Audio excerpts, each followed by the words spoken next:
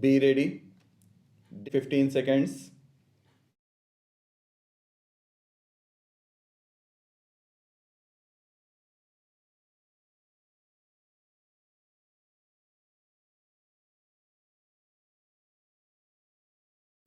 Madam, when I heard the statement made by the Honorable Home Minister and when he made a reference in it to the local touch, I really thought that his statement would apply some balm on the wounds inflicted on Assam. However, it is my misfortune to be reminded by his statement of a similar statement made by Mr. Maxwell about 40 years ago. In that statement, the colonial administrators has placed all the blame for whatever had happened on the leaders of the nationalist movement who were fighting for the independence of the country. At that time, the colonial administrators did not want to discuss the pros and cons. They only wanted that suppression should be let loose, and thereafter there will only be apologists who will say that suppression was the only thing that was necessary and that was required. It is unfortunate that the Honorable Minister has displayed a similar colonial incentiveness. It is unfortunate that from the very beginning, when he took over as the Home Minister, things started going wrong with the people of Assam and with the negotiations on Assam.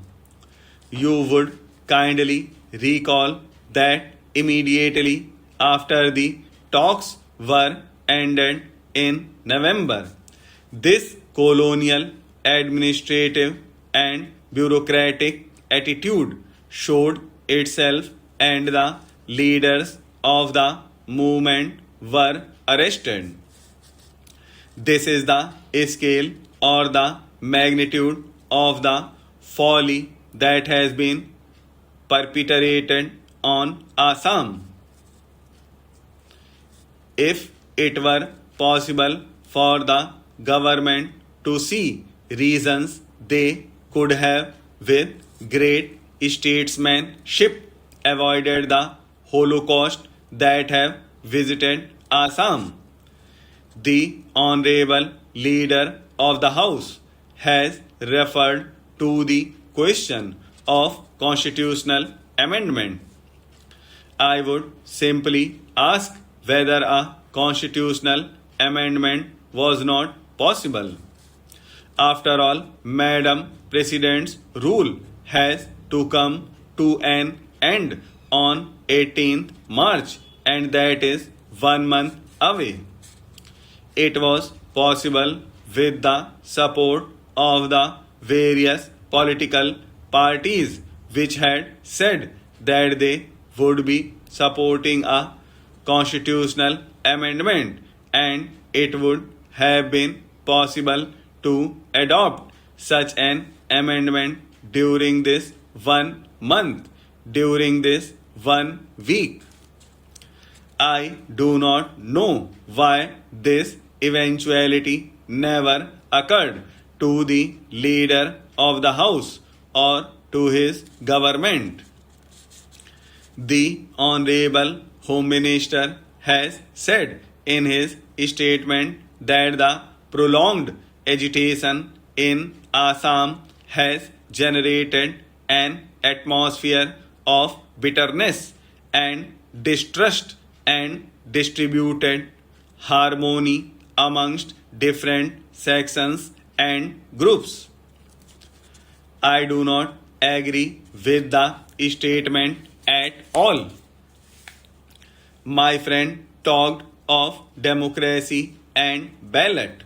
He said that the ballot was free. This was an election in which ballot was unfree, but baton was free. Blow was free. Bayonet was free.